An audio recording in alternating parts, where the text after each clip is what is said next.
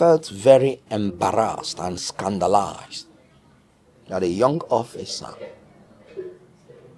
an officer of the government, that this young officer signed that he was going to defend with his life.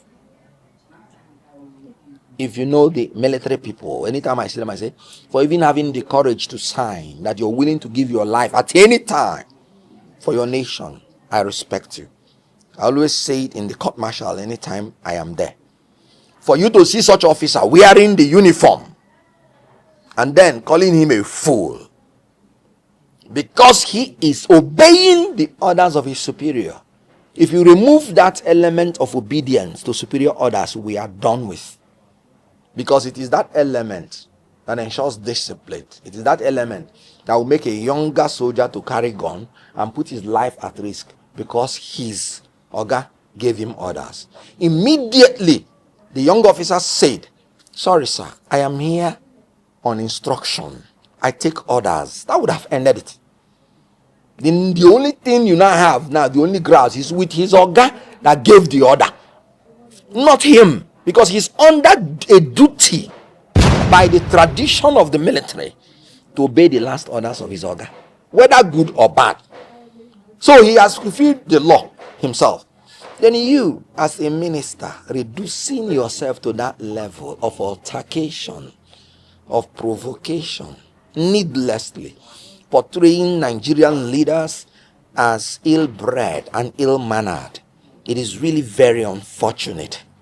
I took exception to that. It is not about the legality or illegality of whoever owns the place. No. It's about the fact that a young military officer was obeying orders legitimately given to him. And you want to introduce the element of disobedience in the army by trying to tell him he's a fool doing his job. It is like Wike receiving instruction from Tinubu and he's carrying it out. And somebody met him and say you're a fool for receiving orders from Tinubu and carrying it out. I mean, it's ridiculous. And as a lawyer to the army, I've always pleaded that please leave these people. I know what my clients suffer. I know how some of them, even after defending them in the court martial, had gone from there and died for this country. So I take it very personally. It was needless. You have no problem with the young officer. He has already told you. So what is the meaning of that assault and insult on him? Well, thank God, the young officer was very calm, cool and compacted, showing actually that he is a well-trained officer. He maintained his ground and he refused to be intimidated or manipulated. When the minister is looking for people to intimidate, he should look for them outside the people that are wearing that uniform. Because the spirit in that uniform means that you should hold your ground. And the young officer held his ground. And Nigerians are proud of such action. Going to 2027, we are going to hold our ground as the opposition party to remove this government that has brought this international shame on Nigerians, that has fractured ECOWAS, that has made the international community, led by Donald Trump, President of America, to be insulting us. We used to be respected. APC has frittered away our goodwill. So this is time now to restore the dignity of Nigeria.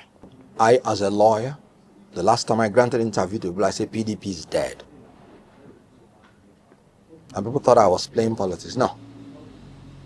When the national chairman and national secretary are two different worlds, serving different purposes, how do you think they can be reconciled? Now, PDP is going to go into war. One will defeat the other. And in politics, even if you defeat your opponent, you still come out worse for it. Because you need everybody. Now, PDP is dead because how can they choose as secretary a man who comes from a faction that say they have endorsed another person to be president of Nigeria in 2027? How? So it is dead. It is going to be irreconcilable. So one faction is going to defeat the other. And even if it ends in winner-loser, it will still be a bad thing for the party. So they are hemorrhaging and there is no rebuilding, because a party is like a company in a stock exchange. When there is bad news against the party, people will not go to buy their shares, because nobody would put his destiny in a ship that is piloted by drunkards and madmen. What they displayed in Wadata Plaza is the exhibition of madness and drunkenness. People who drink akpateshi by 5 a.m.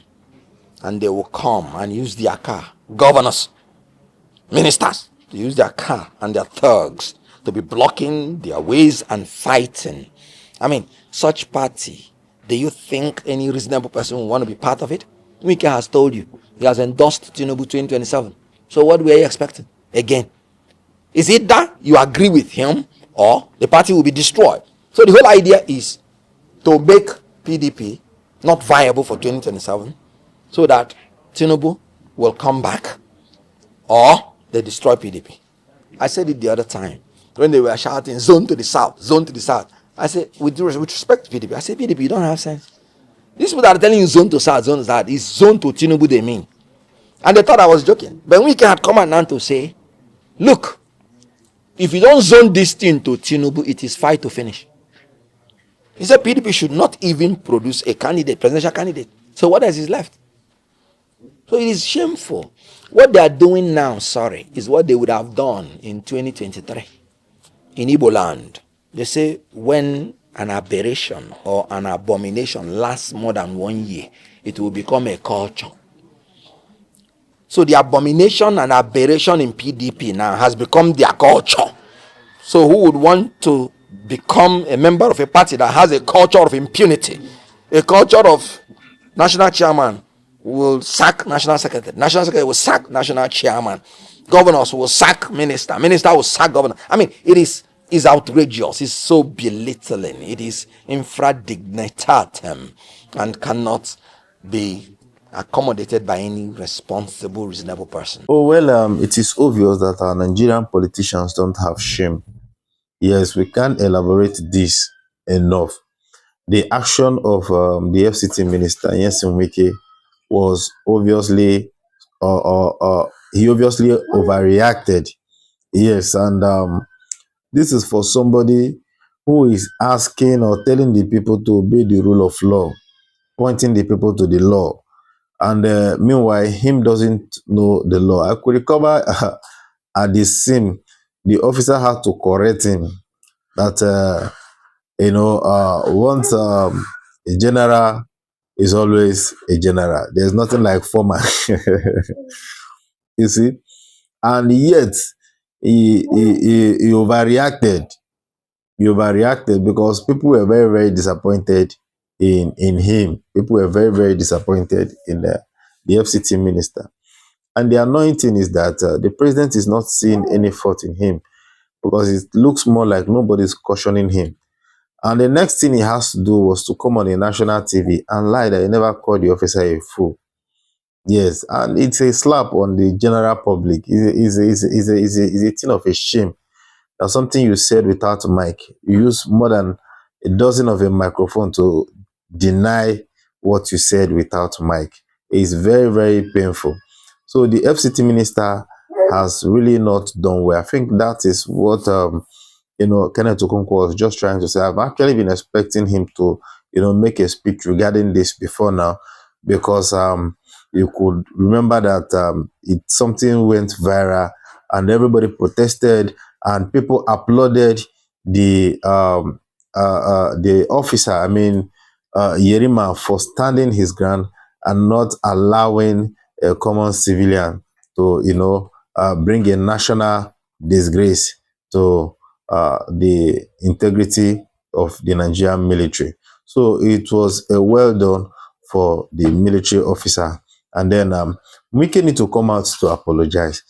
And that is one thing that he hasn't done. And this is one thing I keep saying. Just like I said earlier about the rule of law. They point people to the rule of law, and them themselves have ego. Their ego will not allow them. And for the officer who had to call the international, to help our democracy, well, I wouldn't blame him so much, because this is what is happening. But one thing I know is that these politicians, they are all the same thing. Tomorrow, him will get in power, and in the face of a scenario like this, he will deny that there's nothing like genocide. And when anybody tries to call international community, it becomes a fight too. So this is them. After all, these people in power today, they once called, I mean, the UX, they once beckoned on the UX to assist the Nigerians that during Goodluck Jonathan, that Goodluck Jonathan is allowing genocide, that the Muslims are buying the Christians in the country, and nothing is being said about it. Today is their turn, and they don't want such talk to fly the air. So this is what we always encounter in this country. Politicians, the leaders are the major problem that we have. It's only God that can give us leaders that, will look back and will say yes, that can move this country forward. Anyway, this is my submission.